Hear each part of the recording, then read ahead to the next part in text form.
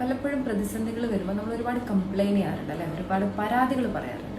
Recurrent ആയിട്ട് പരാതി പറഞ്ഞു കഴിഞ്ഞാൽ അത് നമ്മളെ ബ്രെയിനിനെ ബാധിക്കും എന്നാണ് ഇപ്പോഴത്തെ പഠനങ്ങൾ പറയുന്നത്. ഹിപ്പോകാമ്പസ് എന്ന് പറയുന്ന ഒരു ഏരിയ ഷ്രിങ്ക് ചെയ്യുമെന്നാണ് പറയപ്പെടുന്നത്.